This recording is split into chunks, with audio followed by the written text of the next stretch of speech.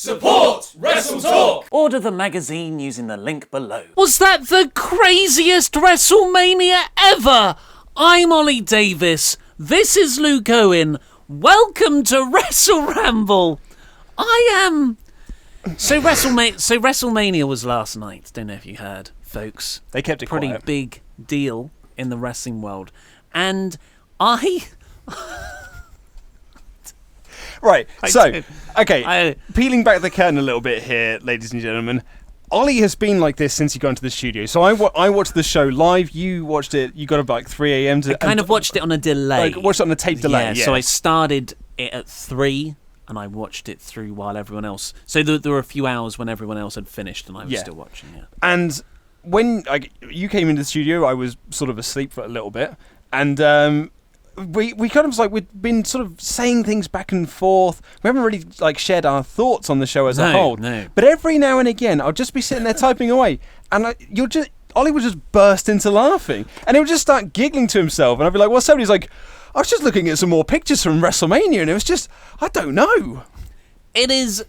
I don't know. It's like they say sometimes the response of laughter is when your brain just gets confused and doesn't know what to do, so it laughs, and it laughs in the confusion. I think this might be what's happening, because I keep remembering certain things that happened in WrestleMania. I'm just like, what? and then it's just a rabbit hole, because as soon as you go, what happened? How? Huh?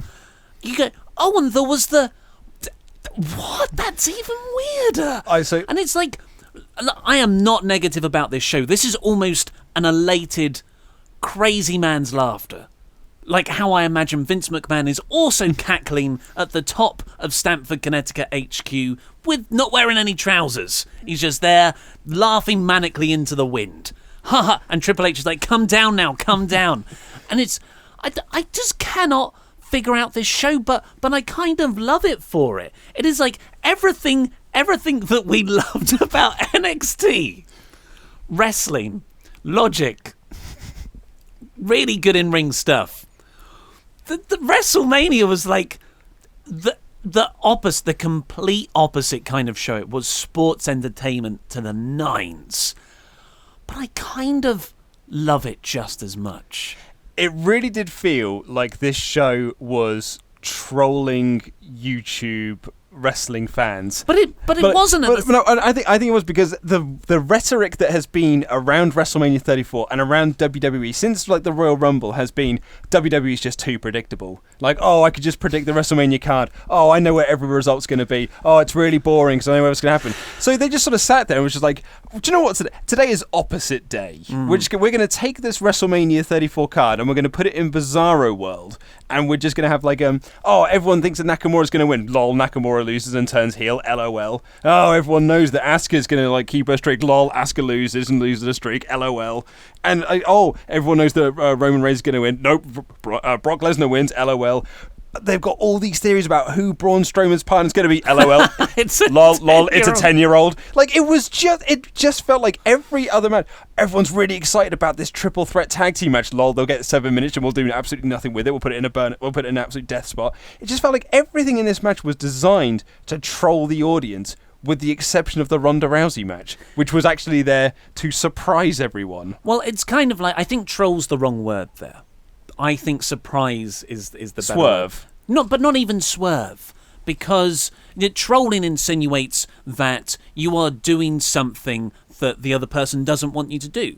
In most of these things, I cannot say any of these decisions are 100% bad, and a lot of them have enormous potential. Mm-hmm. Just the most obvious example is Brock Lesnar.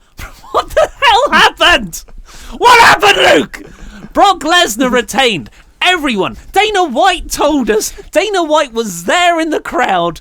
He said Brock Lesnar is coming back to UFC. Okay, that might still be true. He might still be going back to UFC. Dana didn't give a time frame, but we just all assumed that's because of the USADA suspension thing. He'll have to serve out a few more months of that if he was to come back and out of retirement and everything.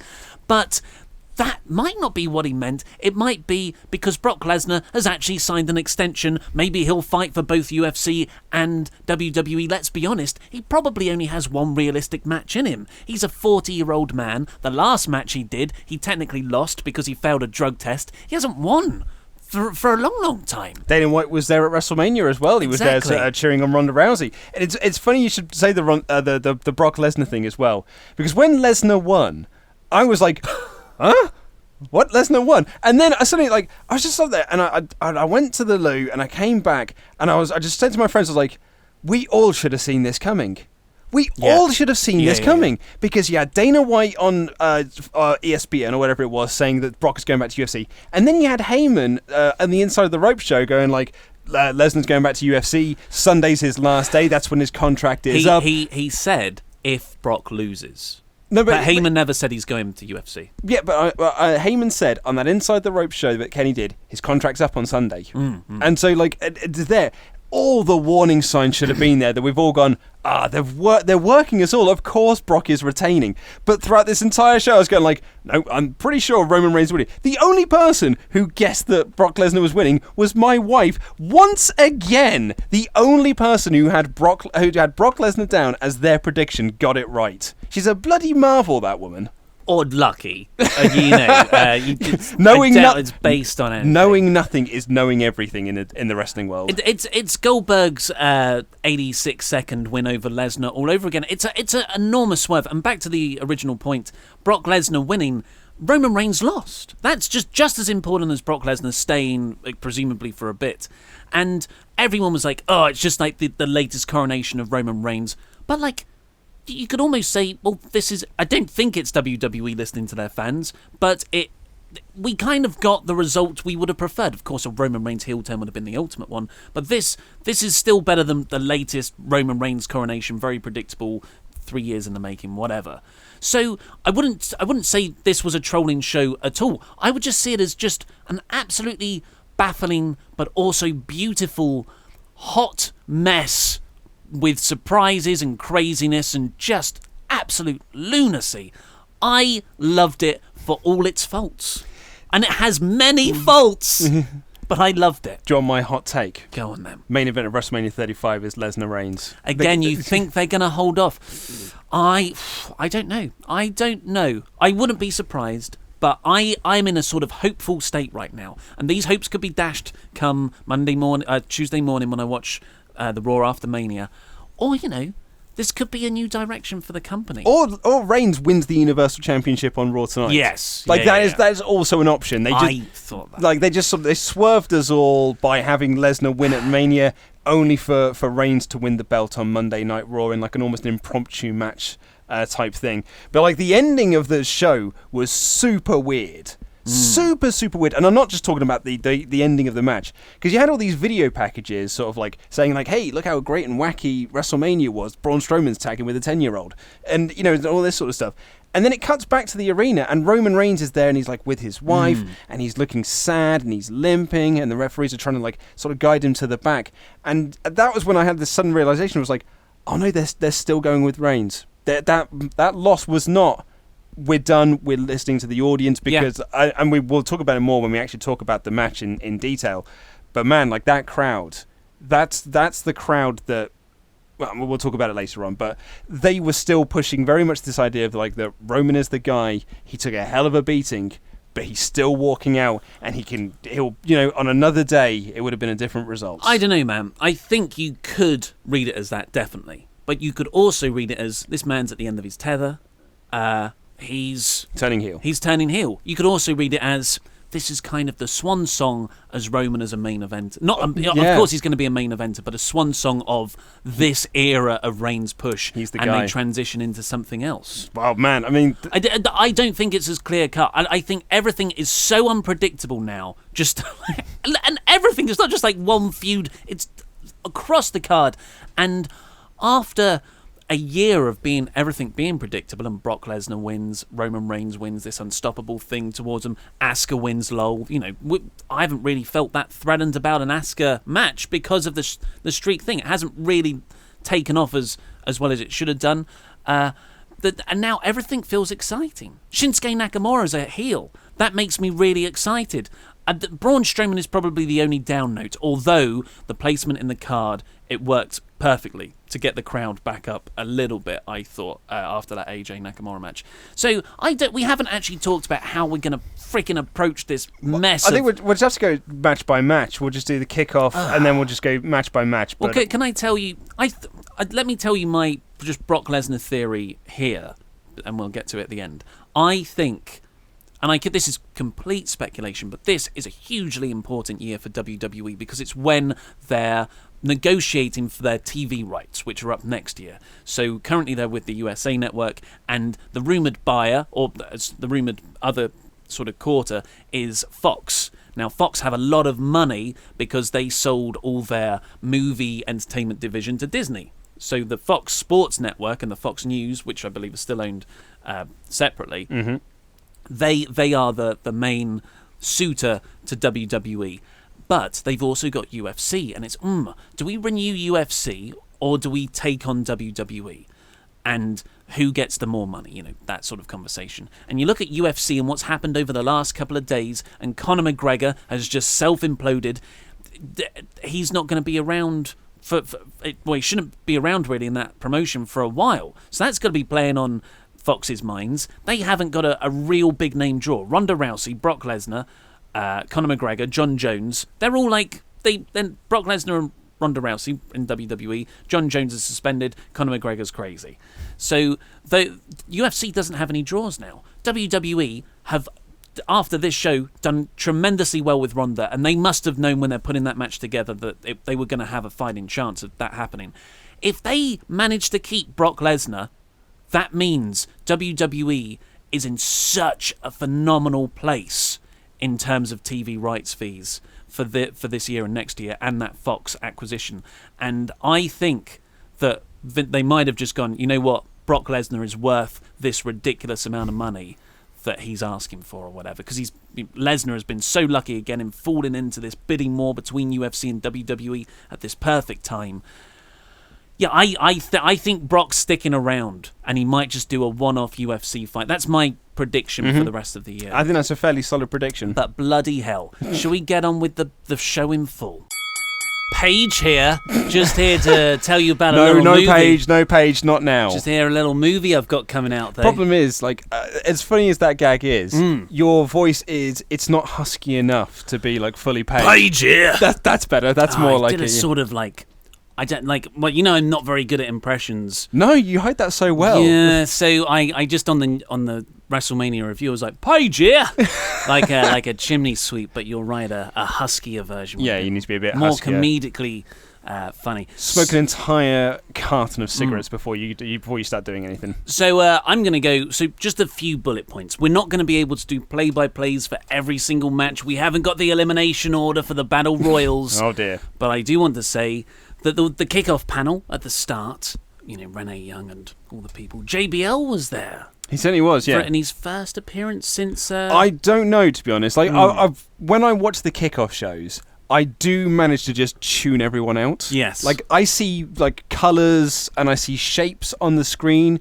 Peter Rosenberg. Yeah, him and Sam Roberts are very interchangeable, and then there's someone who used to work for the company, and then there's Renee Young just trying to tie the whole thing together and just be the brilliant person that she is. But I just tend to see the colours and shapes. And then a match will happen, and then all of a sudden they kind of go into focus a little bit, and I actually just watch the match. Then as soon as that is over, we just go back out of focus, and it's just like sounds and stuff. Yeah, I'd agree with that. I didn't see a social media lounge, which I was devastated about. Instead, it was Charlie Caruso interviewing John Cena in the crowd, which was part of this half-show-long storyline that I loved. And it's one of the reasons I adore this WrestleMania so much. I might say something different tomorrow. Opinions can change, but as of right now, I liked it. Well, I'm sticking my flag into the ground. I would say the first 2/3 of this show, it was on its way to being one of the best WrestleManias ever. And then I just think it took a bit of a nosedive. Yeah, but in his where final does it third. fit? Where does it fit then? Well, here's the thing is I'm trying to work that out. That's why I said to you I'm looking forward to kind of retracing my steps in watching this show, because I do remember loving the first 2/3 of the show. And like I was watching it with some friends of mine, and we all said, like, after every match, it's like, this is a cracking WrestleMania. We loved the John Cena stuff. And it was just every match we were like, this Mania's great. This rules. So all the fantasy booking we did about John Cena appearing in the crowd and actually, he looked like he had a beer. I doubt it was. And, taking photos, enjoying the match. All that stuff they did. Mm-hmm. And so, and it works so well. So I can't credit them enough for that. The JBL thing was, by the way, the crowd. There's a couple of blokes were there, and they started chanting JBL. And I thought, you're the same people who were probably chanting, fire JBL hashtags and stuff. Short memories. So, the first match of the entire night was the Andre the Giant Memorial Battle Royal. The fifth annual. Yeah, the panel throws it to ringside, where they introduce Jim Ross. Crowd go, yay! Jerry the King Lawler, yay! Byron Saxon, and the crowd go, boo! I thought that was a bit nasty. Poor Byron. But this was, the mid-card, and everyone without the match were already in the ring. We didn't get to see entrances. Aiden English first eliminated. I like his shaved head. He didn't have the shaved head here, though. What? Well, this is it. So when he came out later on with the shaved head, I was like, oh, he shaved his head. Yeah. And then a lot of people were saying to me, like, he didn't have his head shaved at the start. And I was like, I don't think he was in the Battle Royal, even though I've written my first note is English out first. So he must have been. And then I've seen pictures. Him in the Battle Royal, he had the hair. Whoa. And then he went backstage and then shaved it off. Maybe it's just like a clip. Is it a ponytail that he usually has? I can't even remember. Yeah, I can't remember. But it looks good it's so shaved, long ago. especially with the glasses, those circular John Lennon-style glasses. Then there was just a schmoz. R-Truth was in there. I saw. I've got a Mike Kanellis spotting. I've got an R-Truth spotting. I didn't catch a wild Mike Kanellis. Yeah, there's a wild Mike Kanellis in there. Goldust did a dab. After he threw out his former tag team partner, R-Truth. That's right, yeah. Dolph keeps skinning the cats. No one cares. He spent most of the match dangling off the bottom rope. He's just like, I've got one gimmick I can do in this match, so and I do that pretty well. Guys, so I'm just going to keep doing stop comparing me to Shawn Michaels. I'm nothing like Shawn Michaels. Got that right. Yeah. There was at one point that Byron said there were 30 people in this match. 30, that is 30 contracted active wrestlers who have nothing to do in this company. 30. Ignoring the fact that every other match on the card was a bloody multi-person match, this company has a lot of people under contract. Yes, yeah. I think that screams to me probably a Future Endeavours Friday coming soon. And with all the money they spent on Pyro, future Endeavours might be on their way. A lot of people didn't get Pyro, and it annoyed me that the attendance announcement did. We got 78,000 whatever people. Who else was missing Pyro? You could use Pyro in a lot of places. I think only Brock Lesnar had the Pyro. And Angle. And, did Angle? And Roman.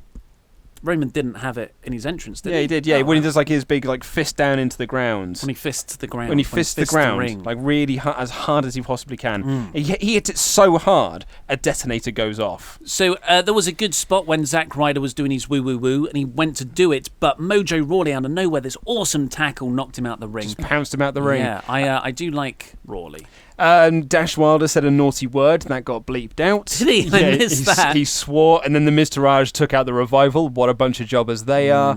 I've just written, my notes here are just so bizarre. I've got Fandango tries to dance, Kane punches him, he flies over the top rope. Yeah, there was a fun 10 and delete chance between Hardy and Ty Dillinger. Skip to the end, Bray Wyatt appears to help Matt Hardy win. Apparently the crowd were a bit confused.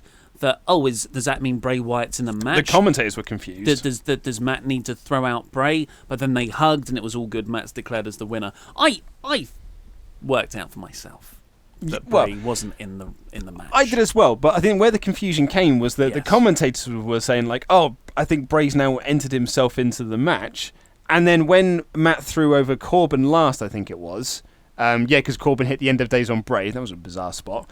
and for your returning lad to get laid out. And then Matt threw him over the ropes. And then there was just like a brief pause of silence. A bell wasn't rung. There was no music played. It's almost like they didn't know whether Bray was in the match or not either. It was a very, very bizarre ending. But it's a very promising ending. Yes, I am very excited to see the next step in the Matt Hardy, Bray Wyatt broken saga. So I gave this on the douchebag scale 1 star. Wow. That was a 1-star match. I thought that was a -1 star. No, it's just a hyphen. They cut to John Cena a lot in these sort of like these first few matches and like the first couple of matches on the main card as well. Here, I don't think they told him that they were going to cut to him yet because he wasn't reacting, and then he realised the camera was on him and started reacting. Wait, get some photos, kids. Wait, I not wish... like that way, as in like, oh my god, Bray Wyatt has returned. He was just like, oh. No, I think that is his genuine Bray Wyatt return reaction. I wanted him to be sort of watching the match out of the peripheral vision of his eye, because that's how they're conditioned to backstage. Exactly. Next up, we had the Cruiserweight Classic. Nope. The Cruiserweight title. Final tournament thing. Cedric Alexander beating Mustafa Ali. What a cool entrance Mustafa Ali had. He stole DJZ's attire. And he came out, as I've noted here, a cross between Iron Man and the Winter Soldier. Because he had like the chest plate, he had the hand thing for Iron Man, but he had the Winter Soldier's mask and the Winter Soldier's hair. Well, I've read it was Sub-Zero from Mortal Kombat. Rather than a Marvel thing. Yeah, I thought he looked great. You need more of like a head thing for Sub-Zero. But this was good. This was solid stuff. Do you know what? Okay, so this was solid stuff. My thing with this is that if you watch any of the matches in the lead up to this on 205 Live, they were just so much better than this. Yeah. And like, so really, while this was good and there was some really nice spots in there and some really good stuff, I was watching this going like, I've seen much better matches in the build up to this. This actually feels like a bit of a letdown. Yeah. And you could say that about a few matches on the card. I gave this 3 stars just because that's what it was. It was fine. It was fine. I would have said that was a 2.5, but it's not my scale, mate. To be honest. It's not my scale. I'm making it up as I go along. That's fine. Anyway, Alexander won with a lumbar check. Cedric wins. I've literally written here. It was fine. Cena was in the crowd next again, and he tells everyone to enjoy WrestleMania. I'm just a fan here, guys. That was to Charlie Caruso. Then we had the Women's Battle Royal. Oh, man. Talk about spottings in here. Paige here. She was there this time. Paige here. She plugs the movie, and she's on commentary, and there was this tragic moment where Cole said, "Oh, and you're not in this because you're currently injured, I understand." And Paige just goes, "Maybe next year." Yeah. Maybe competing next year. Yeah, it was a bit awkward. It's a bit mad awkward, that. Couple of spottings in here. We had 6 NXT... Well, they were NXT / Mae Young Classic. We had a Dakota Kai spotting, a Bianca Belair spotting, a Tainara Conti spotting. She's the Brazilian jiu-jitsu lady, I believe she is. She was the one who was carrying out the Brazilian flag. Right. And Kavita Dalal, I'm going to say. She was the big, tall Indian The lady. orange one. Yes, who had a stare-off with Becky Lynch, because Becky Lynch shouted... Orange is my thing, and that's why they had a fight. And we also had a Peyton Royce spotting, but no Billy Kay, which made me a bit sad. Because Cole kept referring to her as the iconic duo, and I was like, a duo's 2, you div! That's an iconic 1 there. So this was, I mean... It's a battle royal. Like battle royals are what they are. But it's Becky, Bayley, and Banks all got entrances. Everyone else just sort of came down together. Everyone beats up Carmella and throws her out. She stole Mandy Rose's spot. Then it was Dana Brooke's turn to get beaten down, which is inconsistent in character. Yeah, because everything that Dana Brooke's done recently has been Titus Worldwide babyface, sexy statistician. But that's when she is the statistician. When she's out of that and she's in her wrestling mode, then she becomes the Dana Brooke of old. Although I've written here, because they beat down Carmella, because Carmella's there parading around with the Money in the Bank, and I'm like, all right, Carmella deserves to get beaten up there. Then they just started beating up Dana Brooke. I was like, what did Dana Brooke ever do to you? I thought it was very others. Well, it's character inconsistency. They're mad, just like I was. Then the NXT wrestlers sort of all got a little spot where they knocked everyone else down, and I thought it was kind of cute, but it was also kind of awkward, where they just stood in a line and started chanting NXT, NXT, and I thought, I don't like it when people tell me to do stuff. And that was like them saying, you should chant NXT, Women's Revolution, this is hope. And what I got from it was, yeah, but, I should just do that because I think you're cool, not because of some sheep-based Pavlovian response where I'm just going to join in with your chant. What are your thoughts on delete? Yeah, I like that. Just saying it's the same But thing. that's like, it's not the same It thing is. at all. It is the same thing. No, because he starts doing it and we all follow. Yeah, I know, but that's a normal chant based on the character. This is something where 5 random women that I've never seen before have been put 6. together. 6. See, I don't care. Have been put together, and it's not their chant. It's like, and it's kind of a smug, self-congratulating chant. I'm not saying you're wrong. Just saying. You don't need people to chant NXT. Like, no. When NXT is really good, people will chant. It was mad awkward. If this was 4 or 5 years ago, and you had this match, and Charlotte, Becky, Bayley, and Sasha were all still in NXT, and they beat up the women's division as it was back then, the Divas division, I think you would have got an organic "This is NXT" chant. But none of these women were of that level. Part of the problem is that like Tanyara Conti and Kavita, like they're not NXT like girls, and Dakota Kai barely is either. Like they're Mae Young. Anyway, we're spending far too much time on good this. Point. Becky got eliminated. Bollocks. That was rubbish. She was your pick. She was my pick, and she just got thrown out of nowhere. But I did a 450. That was cool, and she did a hair whip thing, which was really weird. That was so cool. Then Bayley eliminated Banks. And then Bayley thought that she'd won. Turns out Naomi was still in the match, and then Naomi hit her with her ass and threw her out, and it was fine. Yeah, that Naomi bit was just like, why?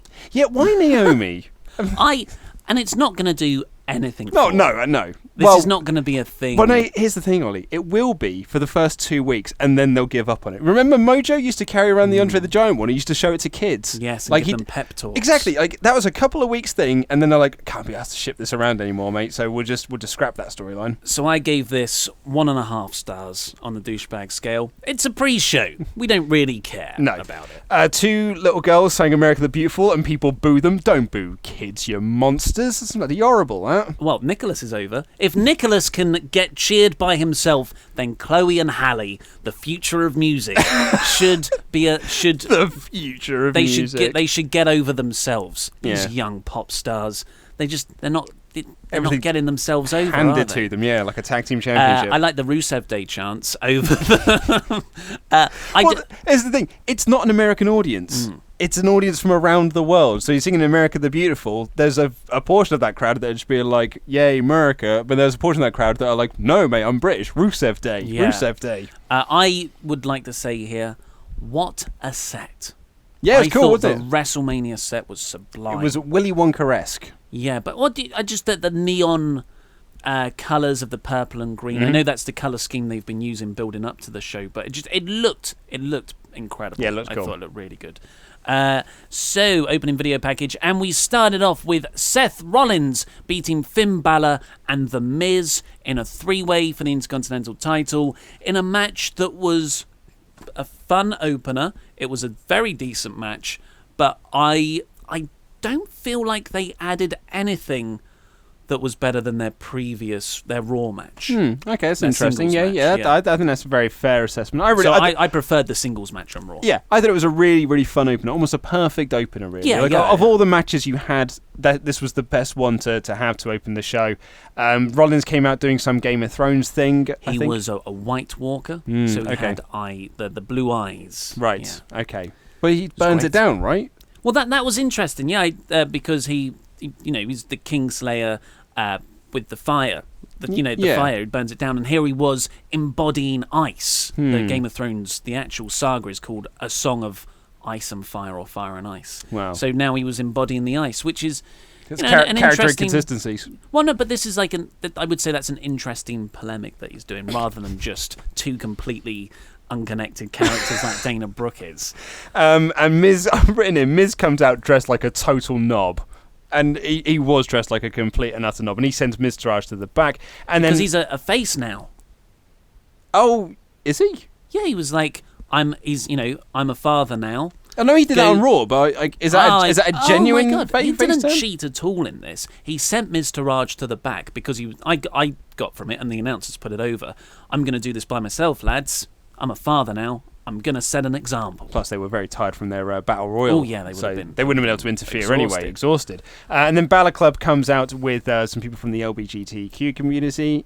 came out. That was my favourite joke in my review. It's very good. Thank You in fact played me the rushes just so you could show me that joke, which was very good. Well done, you. Thank you. And this was lovely. My two friends were like, that's a really cool T-shirt, and I think they both bought one because money goes to the charity, and that's good. That's great, but I would have. Look at a little snarky Ollie now. Someone's doing something really nice, actually, but I just want to come over here and say something really mean about it. I just would have preferred Gallows and Anderson.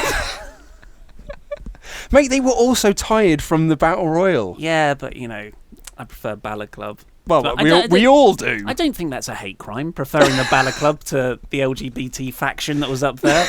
Well, I mean, they didn't get involved, did they? They didn't help us. That would have been amazing. If they it's okay if they all came down to ringside and stayed there throughout the match, and occasionally grabbed the Miz's leg, Grabbed the leg, something, pulled the referee out for a.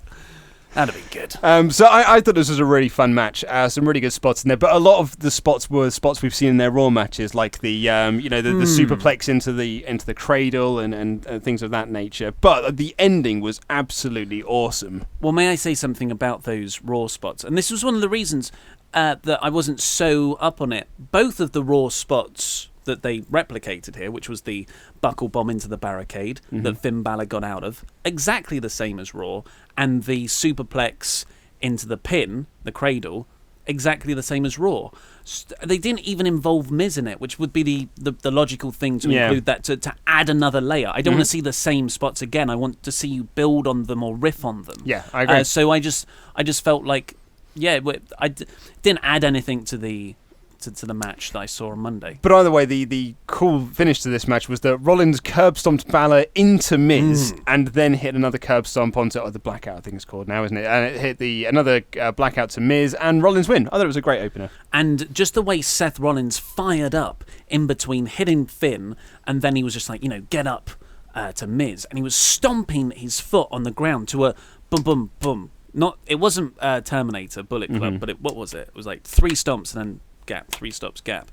I really like that. He showed such fire and energy that I would like to see that part of his repertoire. And he did the Tyler Black swinging the belt round the head at the end. Hot takes, Seth Rollins is really great. Yes, it'll be a good champion. I'm looking forward to seeing what he'll do. Yeah. I gave that 3.75 stars, 3 3/4. That is a more positive star rating than review you actually gave. Do you think?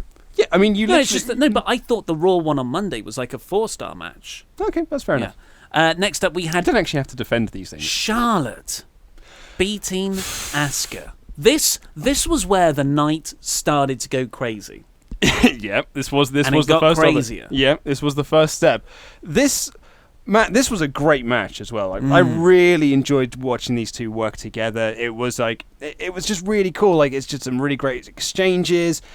It's just like they just played off each other really, really well. And the whole match the story that's all within the match was really, really great as well.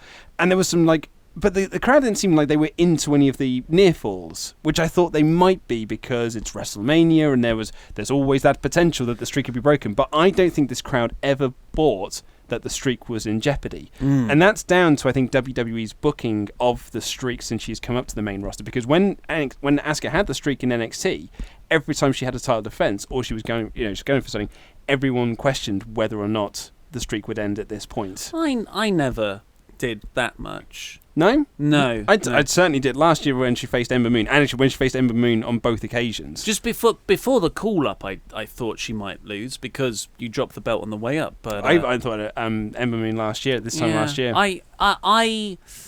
So it's shocking, and it really shocked me. It's so shocking. I nearly stood up. Yeah. But looking back on it, I cannot say I hate it. I think that this might actually be a better decision for Asuka's character, just because she is free of the booking burden of the streak, and because if we did get another, undefeated all the way through, and you're like, oh, maybe they are building her up for Ronda Rousey next year, you do slide into this predictability pattern of what we got with Brock Lesnar and Roman Reigns, which really did sap the energy out of the main event scene on Raw. So I have got to say... You said it with Charlotte instead. Yes, well, yeah, fine. I I did not mind this actually. It was. I would have just preferred a better story to build up to it. I think that's my thing with it as well. Is I ending this streak, I don't think is the worst thing in the world. It really took me by surprise. But yeah, I just feel like it didn't feel like there was a build up to that moment.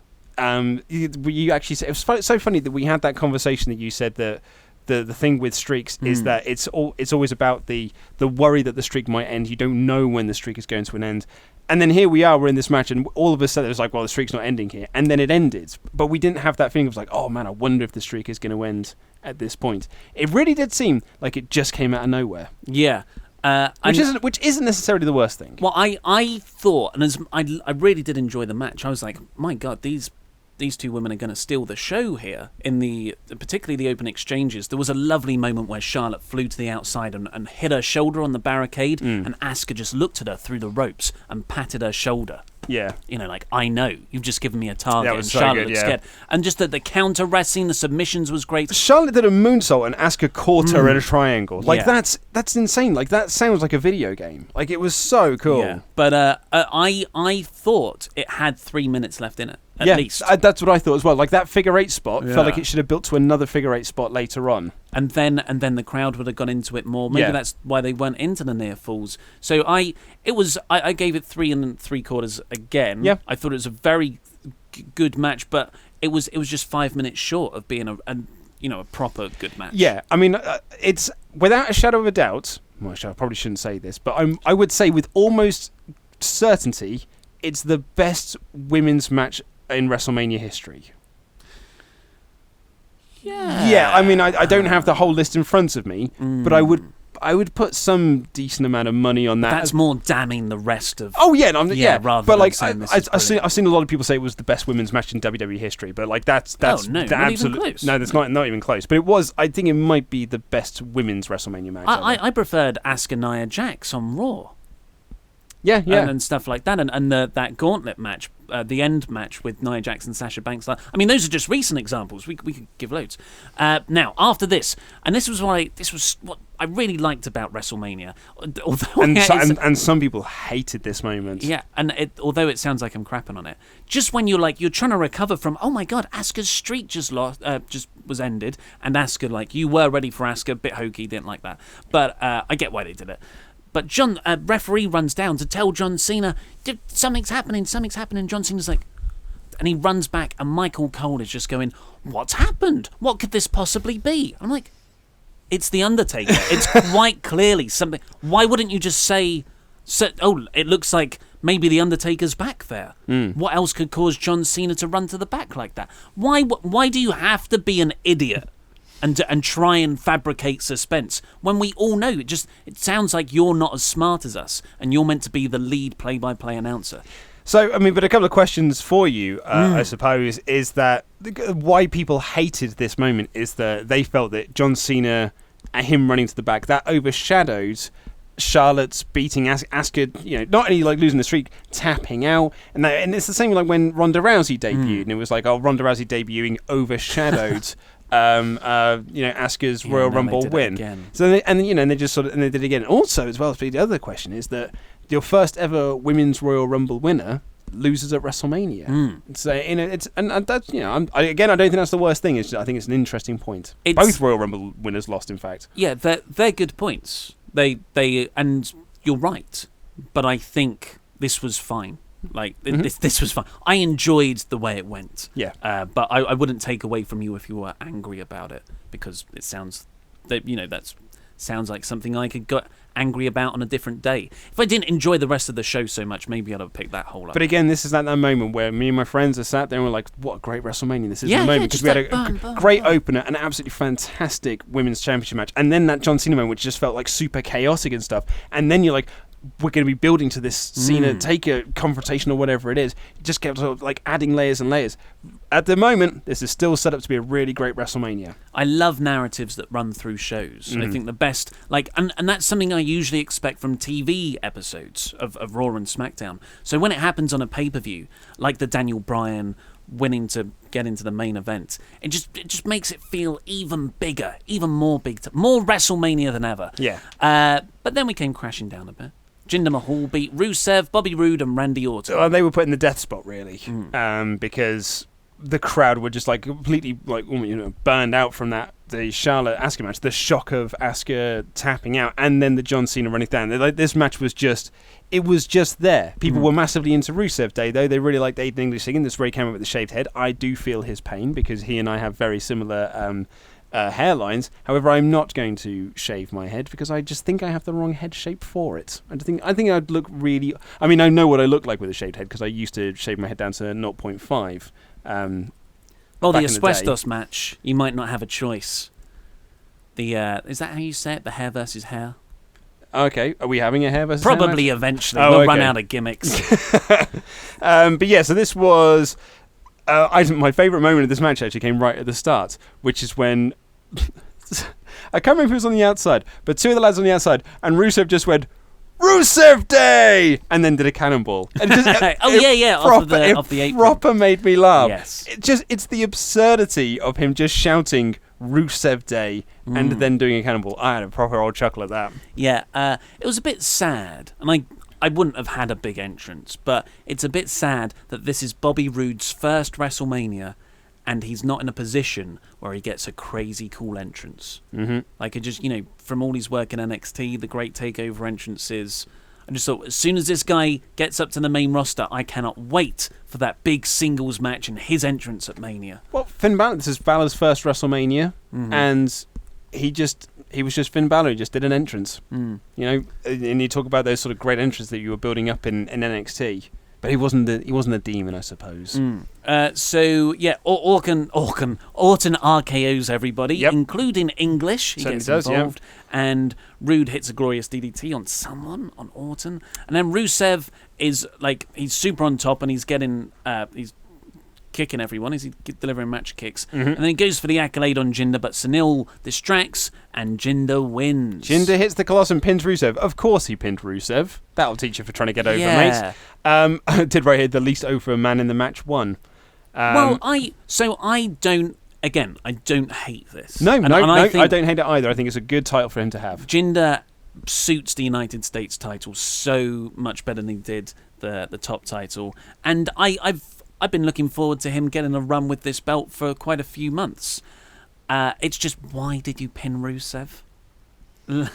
He's the most over guy. But the other two are stars in WWE's book. Randy Orton does not lose anything by... I don't know. Yeah. So next up, we got a Fashion Files skit. You got this. This was so funny. I was really excited, and I was like, man, they've upped the production for WrestleMania because the depth of field, the background was slightly out of focus. It made it look quite cinematic. And then I was like, because it's an advert. I've been trolled. I've been tricked, rather. It did make me laugh, though. It was a good sketch. It was a good sketch. Then we got... Right, wow. Do you want to hear my theory on this? So it's Triple H and Stephanie McMahon versus Kurt Angle and Ronda Rousey. Do you want to hear my theory on this? Tell me. They have been making Ronda look rubbish on TV on purpose. No. I did this crazy theory. Really? It might be because I haven't had a lot of sleep in the last couple of days.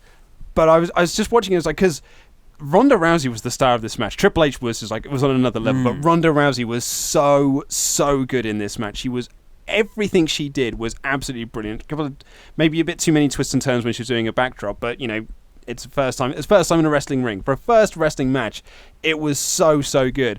And I suddenly thought, why was everything else so rubbish? And I was like, I wonder if it was on purpose. It was to lower all of our expectations. So we, dorks like us, and the dorks that watch this show, which we say in a loving fashion, we all go like, oh, this is going to be dreadful. Yeah. Triple H is going to have to work for 4 people here. He's going to have to carry this match. Poor old Kurt Angle can barely walk. Then you come in here, and all 4 of them do this absolutely amazing performance. And you're like, oh my God, this is absolutely brilliant. This is my match of the night. Oh, yes, without a shadow of a doubt, this is match of the night.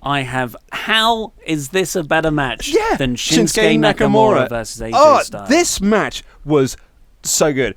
I'll tell you how good this match was. So the 2 friends I was watching it with, I've mentioned one of them before, my friend Simon. He hates Ronda Rousey. Just maybe hate is a strong word, but I'm almost certain that he does. he just like really, really dislikes it. He disliked her in UFC. He's just always disliked her. By the end of this match, he was like, Ronda Rousey was great. Wow. Like, this match turned him around. Like, a man who was spent her entire career being like, I don't like her. I just don't like her. She's not as good as people make her out to be. She was fine in UFC until people actually started training and just got better than her, because she was only good because everyone else was rubbish. But like here, he was like, she's great. She was absolutely brilliant in this match. Oh, what a match this was! I'm glad to hear that, because this was a star-making performance. Dave Meltzer on the Wrestling Observer review said this was the best in-ring debut he's ever seen. You know, not like debuting for a company when you've worked elsewhere, but from your proper debut. And it's because she's been training for effectively a whole year. Yeah. I've just realised they've been reading off the wrong ratings, by the way. Have you? Yes. So the three-way opening was 4 stars. Charlotte Asuka was 4.25, and the United States title match was 2.5. But how this did you get them wrong? Because I changed my opinions on them afterwards. That was like the live edit, Okay. and in the actual ones, I forgot that I'm reading off outdated notes. But yes, I thought this was match of the night. Everything from the entrance. So Triple H and Stephanie McMahon get that sexy lady motorcycle entrance Lady bikers. And Triple H just looked incredible. He looked in amazing shape. Wow. Like, oh man, he looked in such great shape. And I love his look of the bald head and the great big bushy beard. Yes. He looks so cool at the And moment. the laser pointers were really cool. They used them a few times for entrances. I thought they were great. Then when Kurt Angle came out, it took me back. I was like, Kurt Angle at WrestleMania, doing this entrance, even though he was doing his silly hand with thing. silly hand gestures. You suck. Packing, mate. It took me back. And then when Ronda came out, the music hits, that smoke was there. And I was like, oh my God, she's going to walk out in full MMA gear. I just saw that silhouette. But she walked out in kind of like a rowdy Roddy Piper stripper outfit is what I would call it. And I was like, no, it would have been so much better if she came out without any shoes or stuff like that. That skirt looks really just like a chav stripper. And but then when she took that off and she had the sort of boxing boots and the trunks, I thought she looked awesome. Yeah. I would have preferred, to be super nitpicky, I would have preferred her to have like a black top.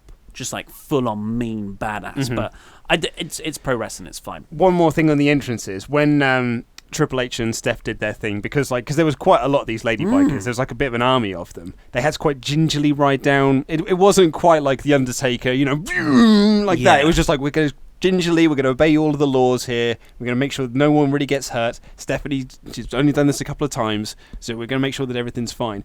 And then they ended it, and Michael Cole, just like in his awful Michael Cole way, was just like, now that's a WrestleMania entrance. And I was like, oh, shut up, Cole. Yeah. Shut up, Cole. So a lot of people have pointed this out on Twitter. We had a wild Oompa Loompa NXT referee sighting. Was he the referee in this match? Yes, he was. And I've got a theory. I think, of course, there's a Triple H connection because NXT's his baby. The Oompa Loompa referee is the top referee in NXT. But also, I imagine they've all been performing this, rehearsing this for months. At the Performance Center. In the Performance Center. Yeah, that makes sense. Where this ref is. Yeah. So, he knows the match inside out and has probably been doing the dress rehearsals with them. Yeah. So that's probably why he was in there. I can't get over how great this match was. Like, Crazy good. you and I, we could rag on Stephanie almost week in, week out because she does my head in when she cuts promos. I think she's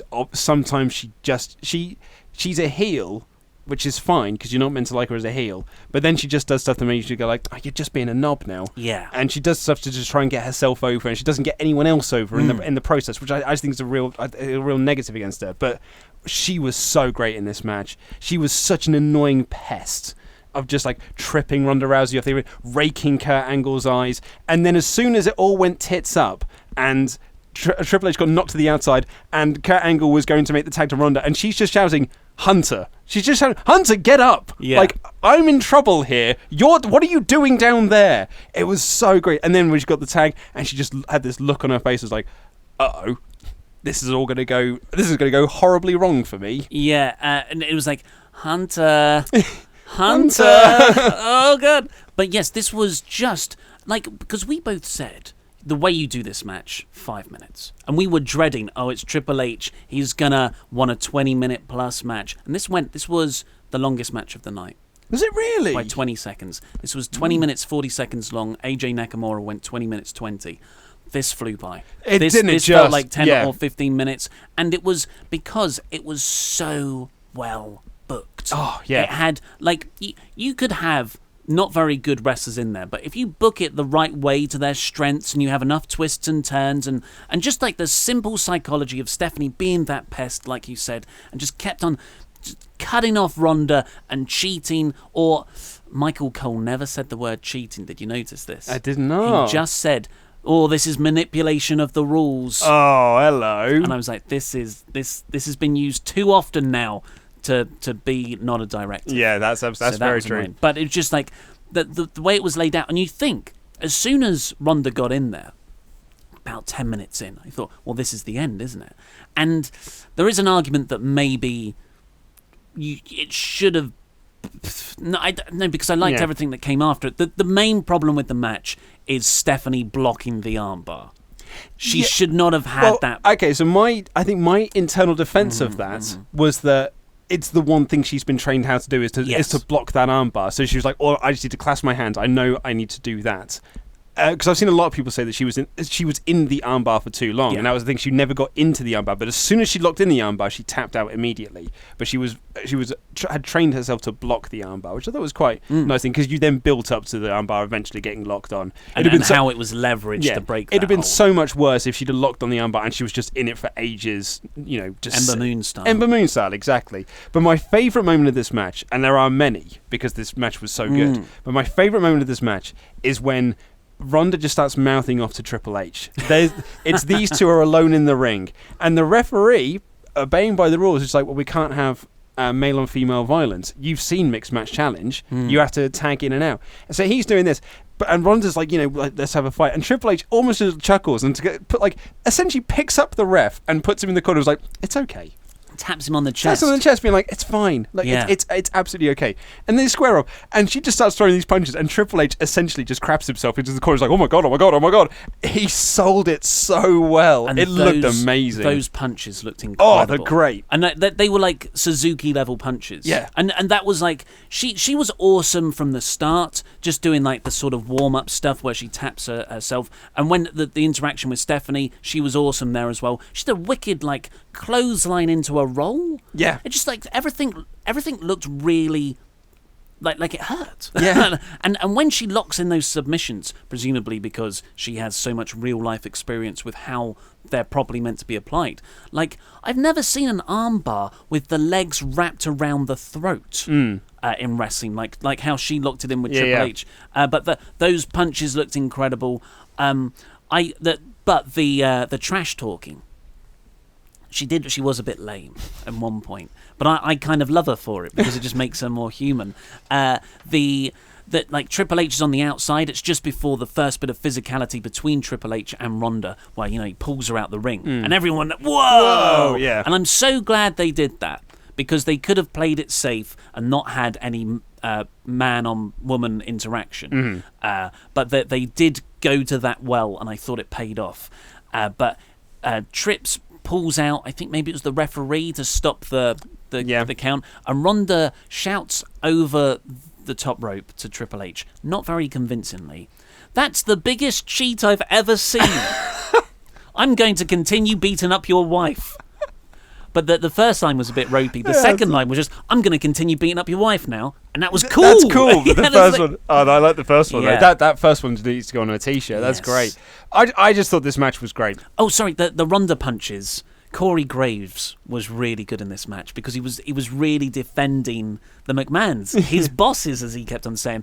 And when Ronda's putting in those punches, Corey's like, "Get your guard up, boss." It's really good. He was a proper Jerry Lawler in this match. Yeah, that's a good comparison. But yeah, there was spots where they did like they did a sort of like a double pedigree thing. They did the double tap out spot that we all thought might have actually been the finish, but that got reversed. There was just I think everything in this match. I mean, it was rehearsed to the nines, but it never looked like it was rehearsed to the nines, and that's kind of the brilliance of this. I just thought this match was great, and I want to watch this again. Yeah. I just want to watch this again. There's a moment in this match, I've just written it here in caps lock because it made me laugh. Like, it was when, I'm trying to remember where it is now. It was just before the double pedigree spot. And Stephanie just looks at Triple H and like Kurt and Ronda are down in the ring, and she goes, "I hate them." They are good heels. So And good. Just that finish of Ronda having Stephanie in the armbar, but not fully locked in because Stephanie's holding, she's got her grip locked. And the way Ronda sort of got, and I was like, why is she positioning herself this way? Because it seemed like really slow, but it makes perfect sense. She was putting her shoulder up into Stephanie's grip and just leveraging herself. Yeah. And it was like watching a cat with its claw on a mouse's tail and just slowly cutting up the inside of it. Which is a bit of a, I don't know why I use that analogy. It's quite dark. Yeah, but it was just like, and Ronda said, I'm gonna make you tap out now. Yeah. And it was just awesome. And the way she brutally snapped back into that armbar. Ronda is a star, but like a star up on the level now where I am actually like fanboying over her. 100%. Like how I would, like I remember when I first got into Kenny Omega, and I have these sort of like month-long flirts with wrestlers sometimes, or Kevin Steen, and all I want to do is watch their matches, and I'm a huge fan. Like when Seth Rollins had that Iron Man match, that was the last time I felt that way. Mm-hmm. Daniel Bryan's different. That was more of an emotional thing, but this was like, yeah, cool, I believe in you, kick some ass with Seth Rollins. That is how I am with Ronda, and to be honest, I can't say I've ever felt that about a female performer like I have to the extent of male performers in the past. And you get worried after a while. You think, damn, is that my fault? Am I just a misogynist? But then seeing it done right with Ronda, this is female wrestling booking done to perfection. And I'm glad that I'm not a dickhead. No, because I got into it. Yeah, man. Well, I mean, I had it with Bayley. That was my when Bayley in NXT. But I never bought into her as like an ass kicker. I fanboyed over Bayley hardcore and Becky Lynch. Actually, the four of them when they were down there. But anyway, we're getting by the by. I thought that match was great. Match of the night. And Dana White was shown at ringside immediately afterwards, which was just as shocking. It was like, WrestleMania's crazy right now. Ronda Rousey had best match. Yeah. Asuka's streak over. It's opposite day. Yeah. Now, unfortunately, we had the bad side of the unpredictability next. The match that we all thought, I even said, this is my most anticipated in-ring match. Bludgeon Brothers versus New Day versus Usos. They had a 5-minute thing. Do you know what? A SmackDown main event. Yeah. I had some people get in touch with me on Twitter blaming me for not enjoying this match. Oh, really? Because they said that I'd built it up too much. I was like, it's not my fault they only got 5 minutes. There's 14 matches on this card. Yeah. Not everyone can have the 20-minute classic. No. And it just isn't Bludgeon Brothers and New Day and Usos' turn. No, which is a real shame because I was really excited for this match, and it was put in an awkward position. They only got 5 minutes, which means you can't really. Then I kind of feel bad for the Usos because it's their first time on a WrestleMania card that's not the kickoff show. And so it's the Bludgeon Brothers sort of debut, as this new team.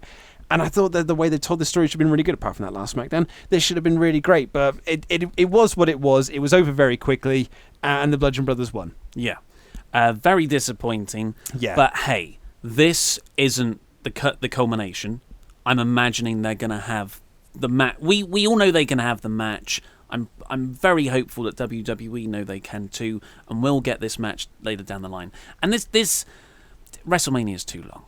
Like did this match need to be on here if this was the match you were going to give us? Yeah, exactly. Like, why can't you just make the Raw and Go Home SmackDowns also like almost like mini pay-per-views, and you put all these matches on there as special attraction matches, not special, but like well promoted matches, but you're not on the WrestleMania card.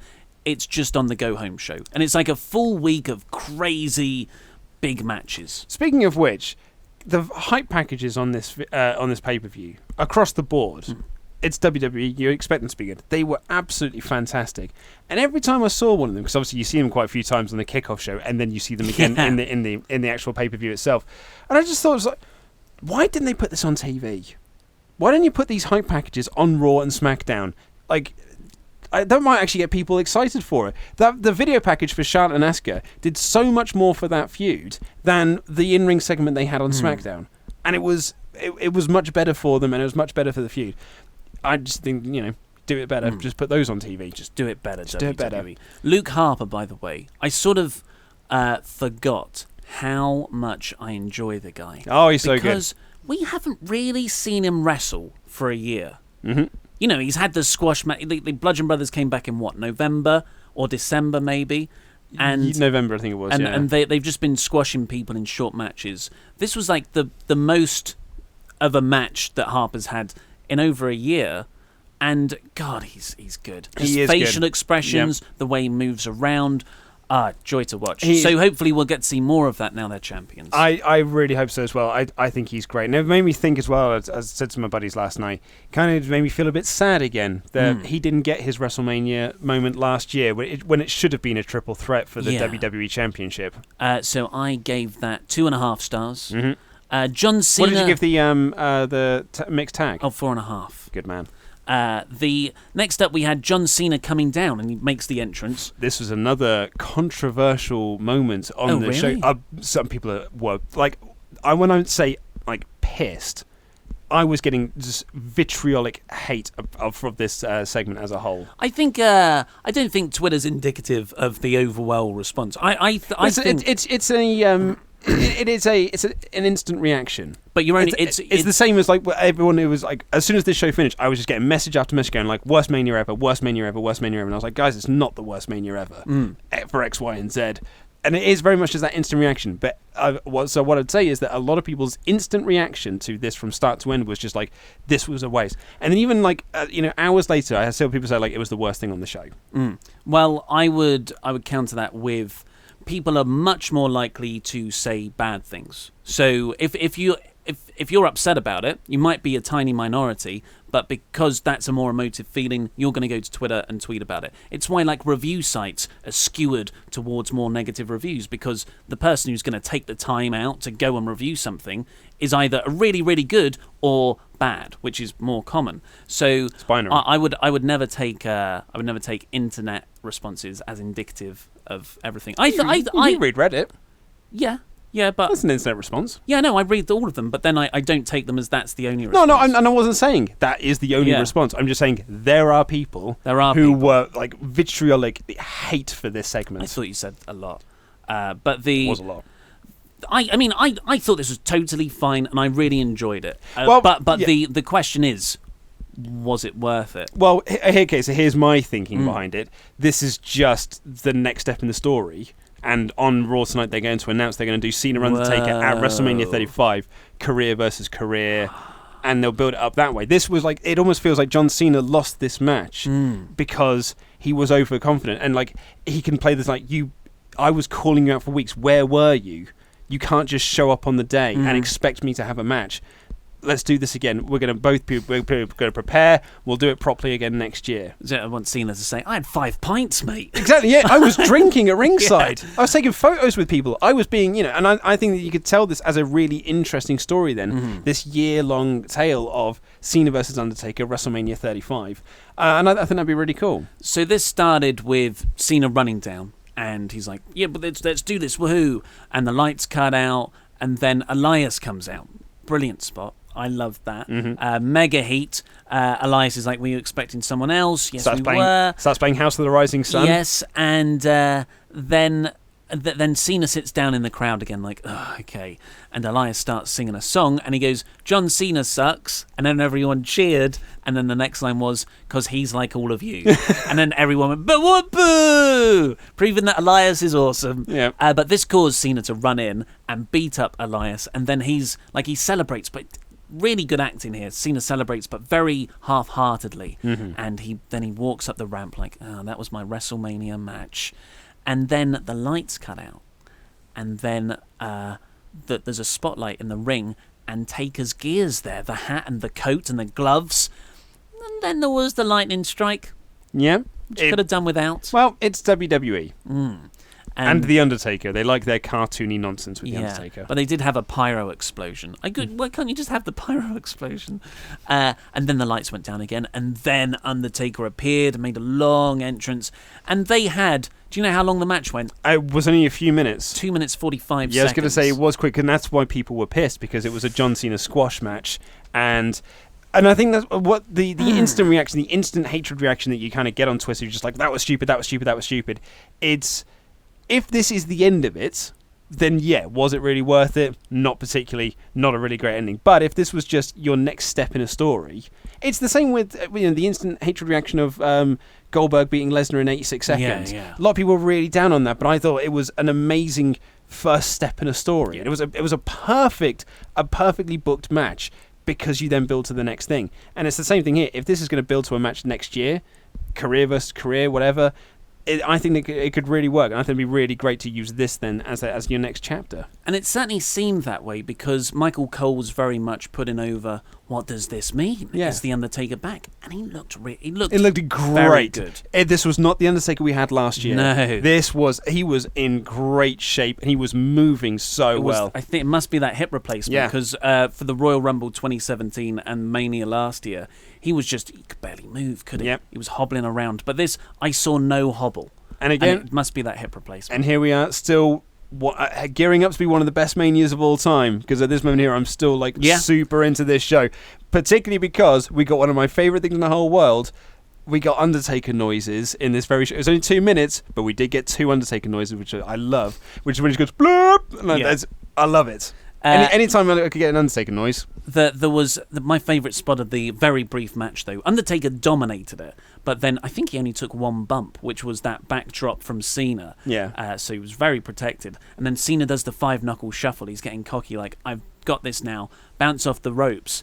Turns back. Undertaker's done the sit-up. And the way Cena skids back when he sees that. Good. Then chokeslam, tombstone pile driver. Undertaker wins. And it was just like I don't know why I didn't think of. I just thought, this is it. This is done. But if you build that up to next year into a match, yeah, that's really good, because Cena can just say, I was prepared. I was focusing so much on calling you out. I did not prepare for the match. Exactly. I wasn't prepared for it, because you never answered my call. You waited until the last moment, and you essentially got a sneak attack on me. Yeah. But I liked it, even if it doesn't pay off. I liked it. Yeah, I found it fun. I thought it was a nice moment. And it does cheapen the retirement angle from last year if it is a one-off, but I was never into that anyway. I was never into that match. Yeah. Okay, so I think once we've done the Hall of Fame stuff, lovely. Mm-hmm. Hall of Fame stuff, always very nice. I think here is where the show started to fall apart for me. Yes. Yeah. And I don't think it ever really recovered. Just thinking about the next 3 or 4 matches. Mm. And this next one is the one that infuriates me the most, because this was the easiest thing to do in the world. It was Daniel Bryan and Shane McMahon versus Kevin Owens and Sami Zayn. Cool, we got 4 guys in this ring. There's one lad here that the crowd just really, really want to see. Do you know what they really want to see? Do you know what they want more than anything? Is to see Daniel Bryan do a wrestle so we can all chant yes and have a wonderful time. So what do? They take him out for most of it, and they do like an injury spot, and they put him on the board. The crowd died. The crowd absolutely died. And just did not care. They didn't care for Shane with his awful punches. They just did not care about anything in this match, because they were just waiting for Daniel Bryan to get back up. And then when Daniel Bryan did get back up, people were into it. But the level of emotion that the match had at the end compared to the level of emotion you had at the start when Daniel Bryan made his entrance was a wide difference. Yeah. And it's a real shame. Yeah, I totally Such a agree. shame. This was the moment. It's because this is a 7-hour show, and by all accounts, very rarely, everyone got there for the start of the pre-show. So usually you'd have people filtering in through the pre-show, and they're definitely there by the main card. But so you get like 3-4 hours of the main card. But now, rather than those 3-4 hours, you've already had that extra 2 hours for everyone in there. And so the crowd are tired. You just need to give them a reason to switch off. And the slightest misstep, and this was a misstep. Such a writing misstep. Bryan out like that. Yeah. And it's a shame because you had the video package, then you had Shane's entrance, then you had another video package which was all built around the yes movement. It's a bit goofy. That. Do you think? Well, that's what I mean. Like the target, that was a bit naff. But the actual like showing footage of like the yes movement, like that. I mean, it's amazing because they never put that on TV when Daniel Bryan was an active wrestler. And there was all sort of stuff, as fans, we were like, put that on TV. Shows how great this thing is. But when Bryan came out and he just paused and he had that moment to himself at the top of the ramp. It's a nearly floods of tears. Like, it's something that he's been working so hard to get. I was, I've said it before, I was nearly welling up just seeing him again. I was like, I was so excited for this. And they just made that slight misstep of doing the powerbomb onto the ring apron, which again is just really devaluing that move. Yes, because it used to be that you were out of action for months. Then it was you were out of action for a week. Now you're out of action for half a match. It looks good on paper, Daniel Bryan. This huge return. Let's take him out at the start and we can build to this hot tag at the end of the match and the crowd will be even more frothing at the bit for it. But that didn't work. And like you said, they should have just given them Bryan right out of the gate.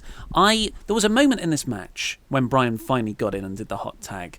10 minutes of Shane McMahon wrestling. Well, I was going to say, that's the other key of this. It was 10 minutes of waiting, and the crowd just got quieter and quieter and quieter with each passing minute. Because it's your favourite thing in the world, Shane McMahon out-wrestling people. Yeah. Shane McMahon, 40-year-old, late 40s, suffering from the hernia and diverticulitis. Well pronounced. He's out wrestling these two guys for 10 minutes. It's just, it's baffling, and it's bad. Like, it was bad. There was a moment when him and Sami just ran into each other.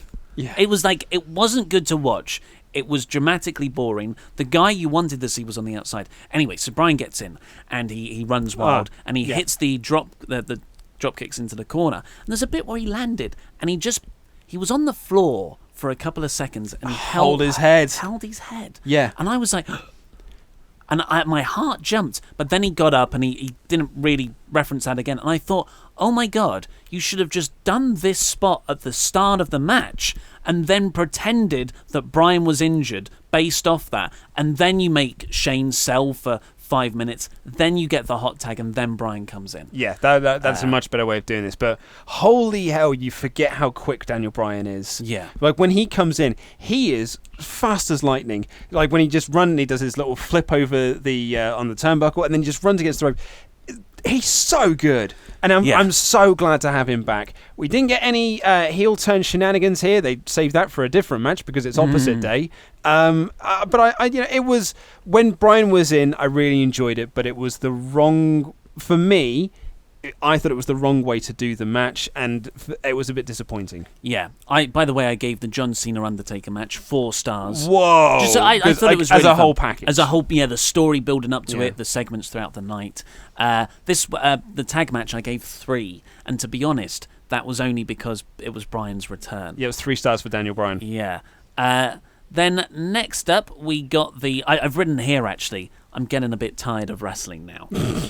I was knackered at this point. Like we were all sort of flagging a little bit. It's a long show. Yeah, I just split it over 2 nights, or just have Raw and SmackDown as your first night.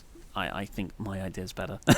Then the attendance got the pyro pop. Yep. 78,133 in quotes. Bruce Pritchard endorsed. And then we got Nia Jax versus Alexa Bliss. Bliss had a good entrance. Comes down on the pedestal. Yep. It was pretty cool. And then she beckons out Mickie James to join her. Who was just there to get destroyed by Nia Jax for the opening couple of minutes. Yep. This was fine. It was fine. Yeah, again, I thought this was... I don't know, man. Like, with the story they were telling, it almost felt like it should have just been a Nia Jax complete squash and domination. It was pretty much. It was pretty much, but it was like we had to have a period here where Nia sells for a bit, and like the crowd just didn't buy into Nia selling, and it never really came together as a whole. It was a real shame because I was kind of really looking forward to this, and I thought Nia looked really good, and I thought Alexa looked really good, but like it just something didn't work. And maybe it was just because they just kept doing eye pokes and corny things like that. But it didn't really work, and Nia Jax just won. Yeah. But that's the right result. It is absolutely the right result. But Mickey, I think it went too long. It did go too long. Mickey James, like, it should, you talk about like matches need to have time cut out of them. You would talk about the Bludgeon Brothers thing, like as a match that probably didn't need to be 5 minutes, that could have actually done with an extra 5 minutes. Asuka Charlotte could have done with an extra 5 minutes. This did not need as long as it had. Yeah. It was a real shame. Actually, I would have preferred if they'd have swapped them round and done Nia and Alexa as your first women's match, and then done a much shorter match, and then given Charlotte and Asuka much more time later in the show. Possibly. Yeah, it was just it was following off of that Daniel Bryan bit, and it really took the crowd out of everything. Yeah, which wasn't helped by somehow AJ Styles and Shinsuke Nakamura having a disappointing match. Do you want to hear my theory on this? That they were made to have a disappointing match to make the next one even better. Well, is that your actual No, theory? no, more or less. Like, here's the problem with this match, and it's WWE. It is their fault. This was clearly, it's the first in a series.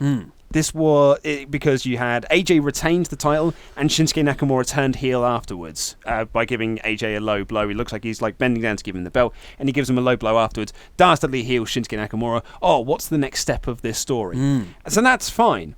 The problem was all the build to this made it seem like this was the one and only match. Because it's the dream match. It's the match that everyone has been asking for. The way they built this sounded like it was a one and done. Like Finn Balor, AJ Styles at TLC last year. Yeah. It's a real special attraction because it's a dream match and you're never going to see this match again. So you need to really enjoy this match now because you're not going to see it for another few years. But it's not. We're going to see it next month at Backlash, most likely. So, and as a first step, as your first in a series, this was perfectly fine. But the crowd weren't expecting this to be a first in a series. That's my theory as to why the crowd weren't into. I mean, I'd say the majority of it. Like the crowd just really weren't into this match at all because I think they were expecting it to be something different. That's my theory anyway. I don't know because they had the most time of anyone on the card. Sorry, second. Yeah. So, but only by 20 seconds. Yeah, they got 20 minutes, 20 seconds. They went in the end.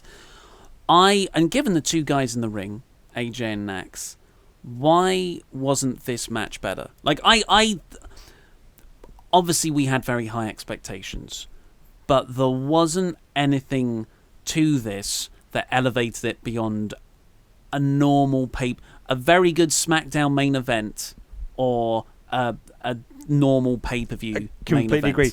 I actually didn't take notes while I was watching this because I wanted to enjoy. I put my laptop down. I was like, I just want to watch this match. I nearly fell asleep. Yeah, because it's so late in the day. It's so late in the night. I was nodding off a little bit during this because it really was going nowhere. It wasn't a bad match. No, it wasn't. But it was just like it's been built up as a dream match. I don't think it's being a one and done because you could still have an excellent 20-minute match, but then AJ just wins at the end over Nakamura, and then Nakamura afterwards is like, that's why he turns heel. There was nothing in this match really that made me think, oh, Nakamura just missed out. What a valiant effort, and the only way he can beat AJ next time is for that heel turn. I don't know. AJ's had loads of great matches.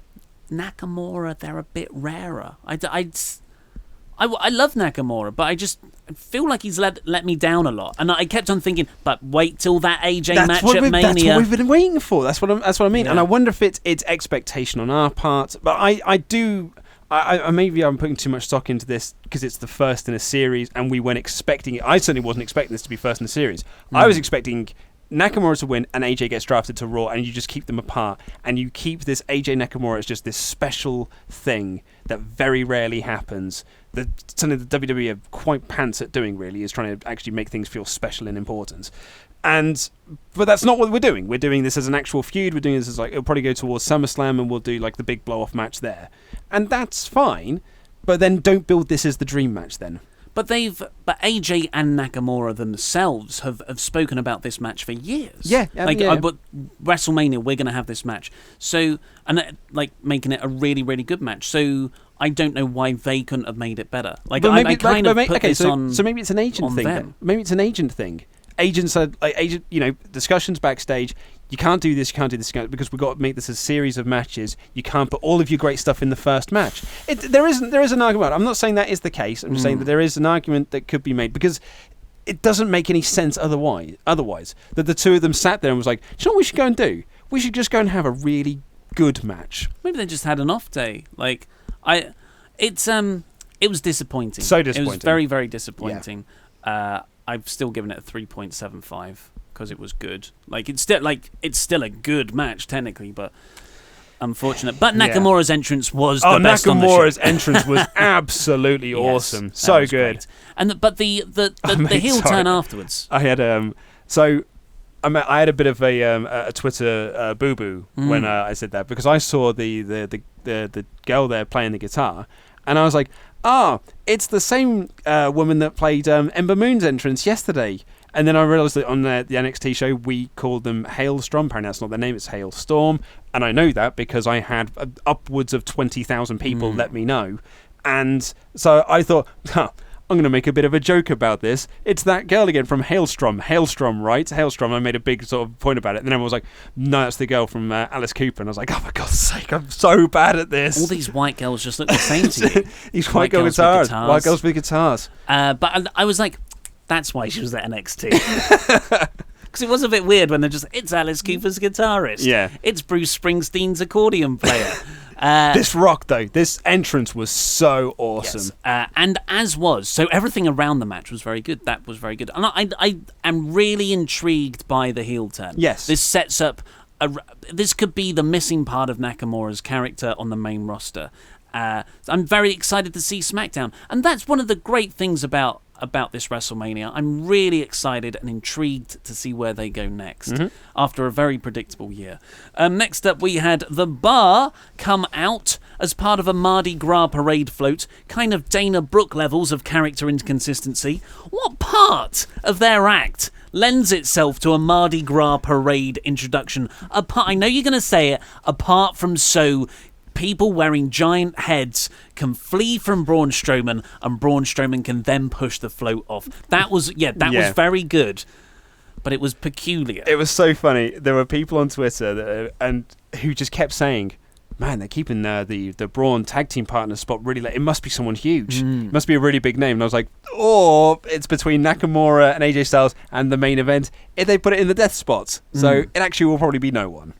There was a moment when Strowman was sort of tapping on the float, obviously preparing himself to push it off the stage, and I thought, it's the mystery partner in the I float. thought the same thing.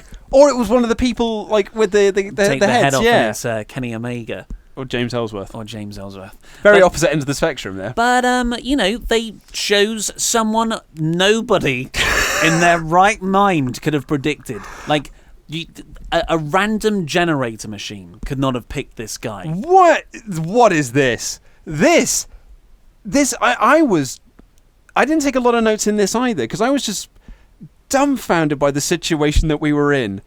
So, if you haven't seen the show, The Bar come out on this Mardi Gras float. Already weird. Mardi Bar, as I termed it. And then they get down to the ring, and they're like, right, now it's time to find out who Braun's partner is. Braun comes out, he goes, Braun! And he throws off the Mardi Gras float, and he goes, Braun! Again, and he comes down, and they're like, and his mystery partner is, and he grabs the mic, and he's like, the mystery partner isn't someone in the back. It's not a legend. It's going to be one of you, pointing to the crowd. And the crowd are like, And it was at this point, there was a guy in a green T-shirt who I'd kind of like been eyeballing all night. I was like, he's got a James Ellsworth beard. I wonder if that's Ellsworth. Like they've put Ellsworth there as a plant. And I was eyeballing him, and then he walked past, and I was like, no, it's not Ellsworth at all. No. And then I thought maybe I eyeballed him a little bit. Then he walks around, and he spends upwards of 20 minutes walking around the arena trying to find someone, and he eventually finds. There was a lot of people like chasing after him, going like, pick me. And I thought, man, you're going to look back on this WrestleMania DVD in 10 years' time and be like, I wish I'd done that. But they get the royalties. And he finds what I originally wrote was a 10-year-old girl. Yes. Yeah. I didn't put that in my review because I thought that would be very upsetting for the 10-year-old boy to then watch. Yeah, well, I did, because I wrote down 10-year-old girl, and then when he said his name was Nicholas, I was like, I'll just quickly change my notes there. And it turns out this little boy is called Nicholas, and he brings him up to the ring. He's like, you're my tag team partner. And all the while I'm waiting, because I was like, right, but the real partner's going to come out in a bit, right? But no, this 10-year-old then stood on the apron, didn't even grab the tag rope, though. Shouldn't have been broken into this business. Can't even make a legal tag. And then they literally had a match with this 10-year-old as Braun Strowman's tag team partner. New Orleans, their commissions are very strict on what you can and cannot do in professional wrestling. But this was fine. Well, he didn't take any bumps. No, he did get a hot tag, though. Yes. The coldest of hot tags. So this almost feels like it was what a lot the of creative team had a long night. Yeah, well, yeah, you're absolutely right. No one could have predicted this, what they were going to do. No one ever would have predicted this is what they were going to do. Not even Universe Mode in the WWE 2K18 games would have come up with this. Hillbilly Jim was a much more plausible option, but it was so bizarre. So I don't hate it. It was funny compared to the coming off that AJ Nakamura match. This was actually a very invigorating change of pace. It woke me up a bit. It got me back in. And it was just because it was so unexpected and so crazy, and it was just so in your face, manic, that you can't you either go crazy and get very annoyed and start venting on Twitter, or you can just go, what? But that's it. That was the face I ended up pulling, was like, what is this? Yeah. And then I got a lot of messages from people going that's the tag team division buried, that the tag team titles don't mean anything, and I don't overly buy into that argument. Braun and the kid won, so the kid then holds up the title belt, and I suddenly thought, okay, well, this is Braun's new gimmick then. Every week he comes out saying I need a tag team partner. He goes out and he picks out a kid from the crowd who can just stand on the ring apron. They get to hold of the belt, get to go backstage, get the picture taken with the stars. It's quite a nice little thing that you can do. It's not brilliant for the tag team division, because now they're just holding the tag team titles hostage, but maybe this is what Braun's gimmick is now. Well, that brings me on to my main worry. And although I didn't hate this, I think we might be looking back on this in a few months' time and seeing this moment as Braun Strowman suffering succotash. Because if they then they then pursue this route and turn him from a badass main event monster babyface into a kid-friendly hero, gentle giant, which is what he was portrayed as here, a kid-friendly comedy giant. That is not how Braun got successful. That's not how Braun's going to stay over in the way that he is. It was well, jury's out on this one, although it was a funny moment. It's undeniably hilarious, especially when Braun Strowman needed that hot tag. And the crowd realised he's going to hot tag in a 10-year-old boy. And Nicholas is like, what the has happened here? And Braun Strowman he's got he's even doing the hand thing. He's proper baby face, in the camps doing that. I'm going to give you the hot tag moment. Everyone's cheering for it. Tags him in. Nicholas walks in and goes, what can I do here? I've made an error. Cesaro stands up, shouts something mean, and he just tags in Braun. Those few seconds were enough for Braun to completely be revitalised, and he runs in, and then he wins the match. Quick little health potion, and he was back up again. So it is bizarre. Yeah, maybe we'll see where this is going next. This could be great, but more likely it's going to be bad. And then I feel bad for all those tag teams on Raw. I mean, the tag team division on Raw is dead anyway, because it's just a bunch of nobodies. The Revival have been buried into the ground. Galanderson mean absolutely nothing. Rhino and Heath Slater mean absolutely nothing. Titus Worldwide mean absolutely nothing. So it's not like the Bar had any credible challenges left anyway. Braun certainly doesn't have any credible challenges to his belts, because everyone else in the team. But then I don't want any of the SmackDown teams to get drafted over, because then they'll just be lumped into this jobber unit where I don't know.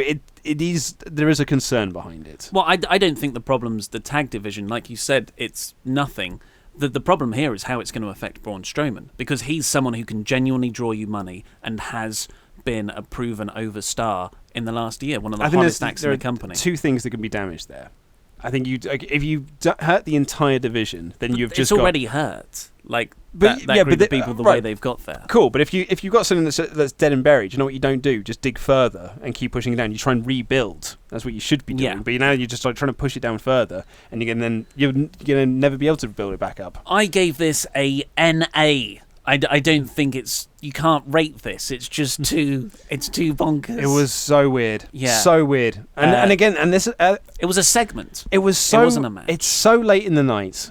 At this point, we'd had the disappointment of the Daniel Bryan thing, the Alexa Bliss Nia Jax match not working, then the disappointment of AJ Nakamura, and then that. And this is when I think people started going like, worst WrestleMania ever. And it's not the worst WrestleMania ever, but I think it's a WrestleMania of two good thirds, and then it just fell off a cliff.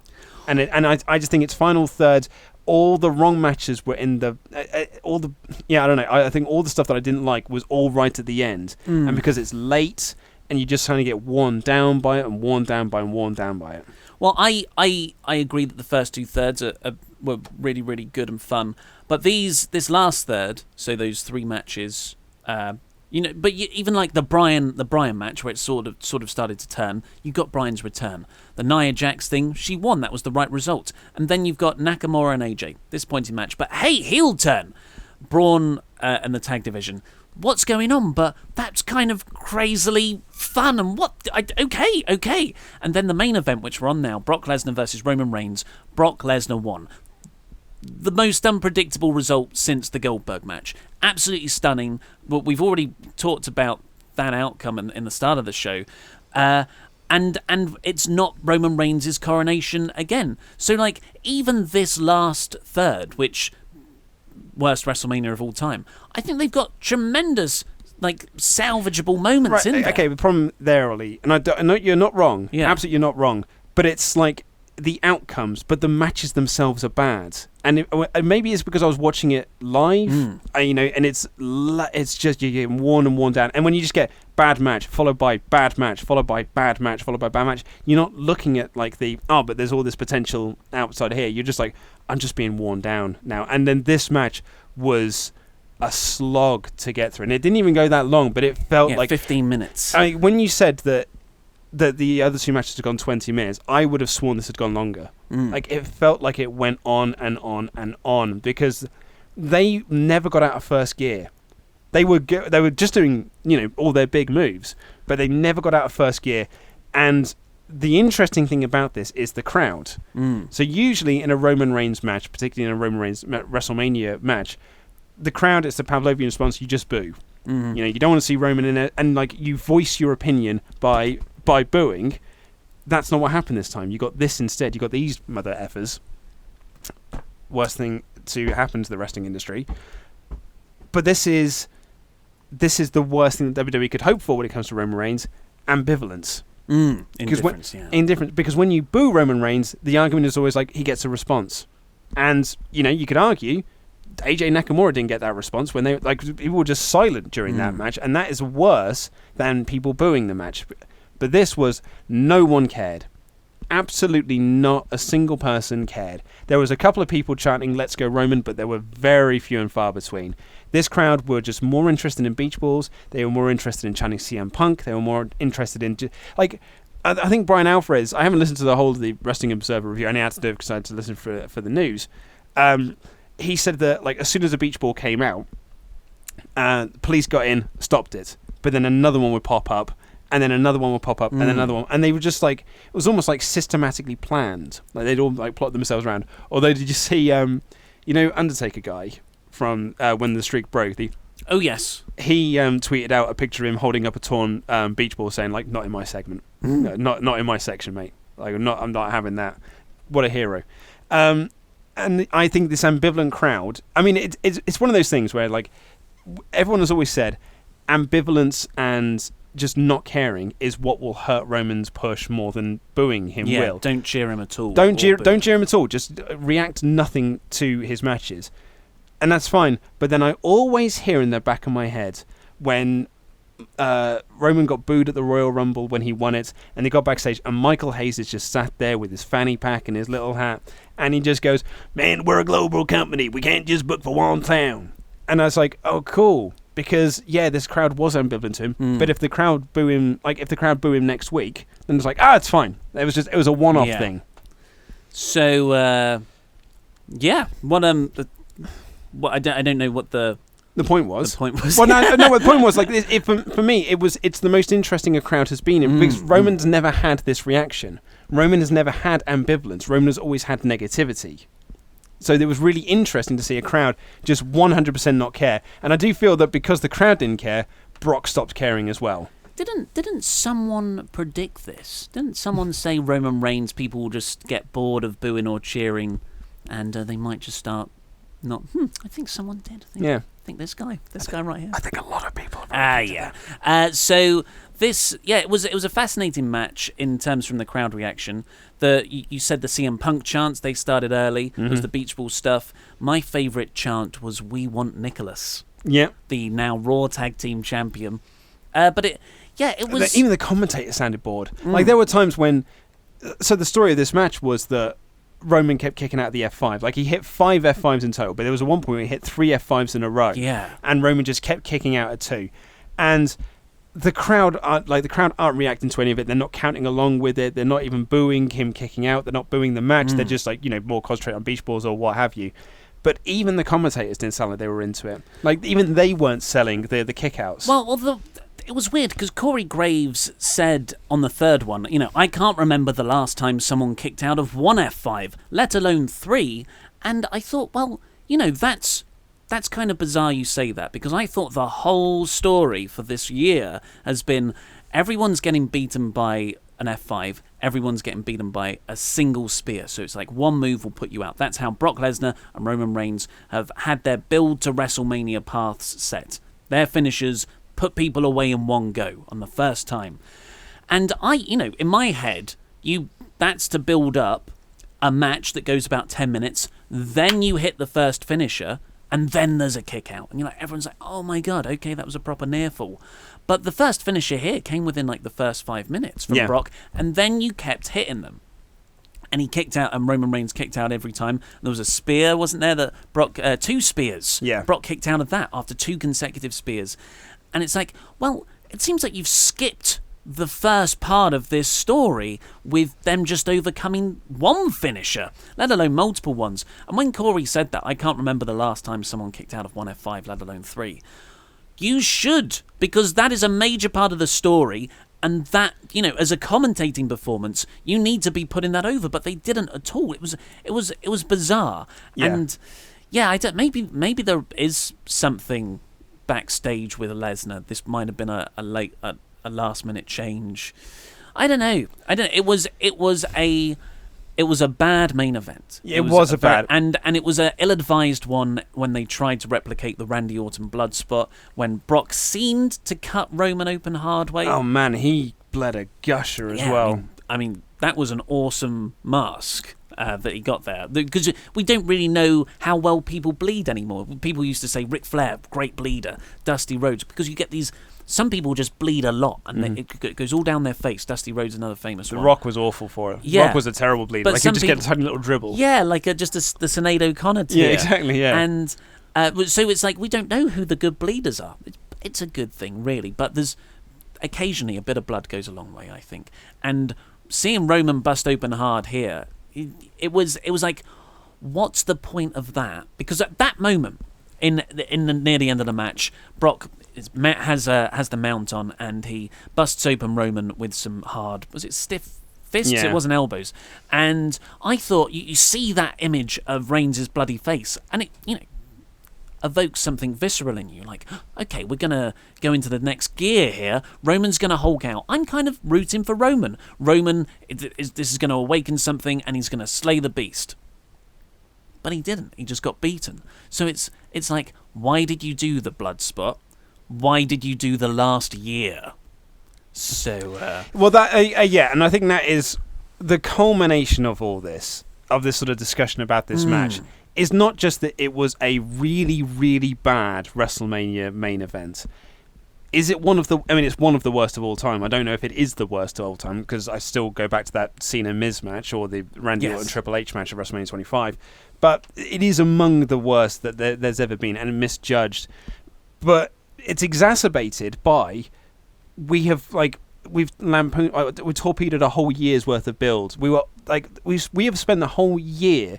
and it's the same thing I had with the Jinder thing. We spent all of last year building up this Jinder experiment so we could do some shows in India. They're not saying, we'll just put the title on AJ then. That's great. I'm glad we're putting the title on AJ. Yeah. But at the same time, that meant all of this was a waste of time. All this Jinder stuff was a complete waste of time. Because you've done this here, all of that Lesnar stuff, putting down Joe with one F5, putting down Braun with one F5, putting down AJ with one F5. Kane. Well, yeah, God. I mean, how is he going to recover? It was all a waste of time. Everything that they've done for the last year was a complete waste of time just for this moment here. And it wasn't even a moment. And the crowd were ambivalent to it, and the crowd just did not give a single... They couldn't have cared less. It's I'm getting that laugh thing again because it was bad, but I've gone towards liking the finishes more than those last three matches. I'm so into the finishes, or intrigued at least by the finishes, and it's like a joke. It's like a punchline to a joke where some of that joke is on me, and I'm like, you got me. But I enjoyed the joke actually because the punchline seems to be something that I'm interested in. So I am not down on the way the show went off air. It was a bad main event in ring work and psychology standpoint. But the whole year is sort of like you said, for nothing. But Roman isn't the champion, and that's what I wanted. I was going to say that's what a lot of people wanted, but people seem to really hate this main event. You can't please wrestling fans, I think, is the crux of all of this.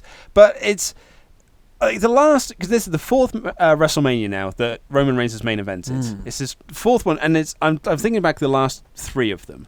So we went in Triple H in Dallas, and then Undertaker last year, and then this one here. And Lesnar before. But you had the Seth Rollins cash in there. So at the end of that, you were like, oh my God, Seth Rollins cashed in. And that was the year after you had Daniel Bryan winning the belt. You were like, oh my God, that was an amazing WrestleMania ending. Then you had the Seth Rollins one. Then that Triple H match was so ungodly boring. Yeah. Such a flat ending to what wasn't a particularly great show anyway. So I remember just being at the end of that show, me and my friends just going like, well, yeah, and just going off to bed and just getting a couple of hours kit before you have to get up. And then last year when you had the Undertaker thing, again it was just like, oh God, what a flat ending. That was just really, really boring.